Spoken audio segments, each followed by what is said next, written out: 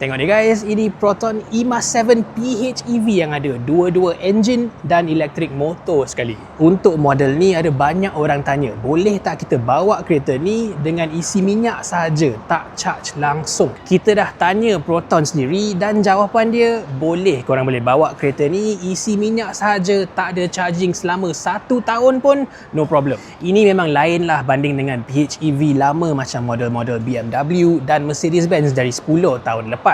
Yang dulu-dulu tu punya, kalau korang tak charge langsung, memang bateri dia cepat rosak sebab basically you are running the battery at a very low charge. Ini samalah dengan handphone korang, kalau hari-hari pakai sampai bateri dia kosong, kong habis, memang cepat rosak. Tapi untuk Proton punya PHEV yang baru ni, strategi dia lain sikit sebab dia nak protect bateri tu. Basically, kalau korang drive kereta ni sampai dia punya EV range dia jadi kosong pun, bateri charge dia masih lagi ada 20 ke 25%. Dia tak akan habiskan bateri terus. Dan lepas tu, enjin dia akan hidup untuk charge balik bateri tu, so dia punya charge tak turun bawah 20%.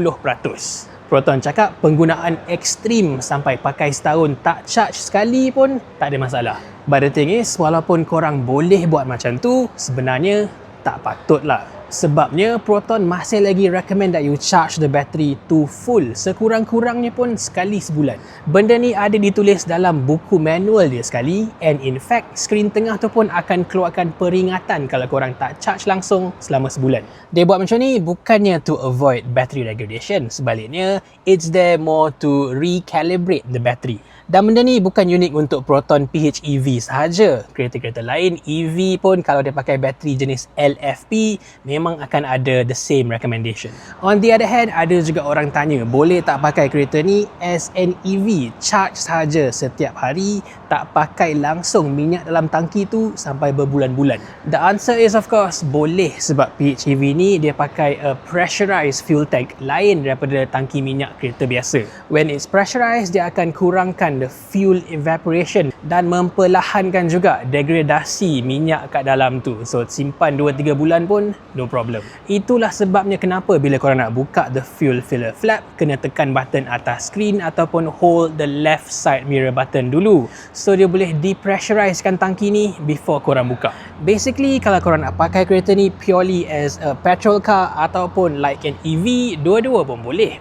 But my question is, kenapa korang nak buat macam tu? Sebab kalau korang cuma isi minyak sahaja, tak charge langsung, dia kurang power. Engine ni tak ada turbo. Dan sebaliknya, if you want to use it as a pure EV, buat apa beli PHEV? Beli versi EV je lah. Kereta ni dia design for you to take advantage of both powertrains. Nak pakai hari-hari, pergi office, boleh charge dekat rumah setiap hari. So bila korang stuck dalam jam, yang ni lebih lancar, lebih senyap, memang kurang stres. And of course, dia lebih murah. Dan sebaliknya, kalau nak jalan jauh ataupun ada emergency kena balik kampung, boleh terus jalan pakai minyak yang dalam tangki tu. In this scenario, memang ketaralah kereta ni lebih fleksibel. Kalau range tu kurang, boleh isi minyak macam biasa sahaja, tak payah tunggu lama-lama cari charger.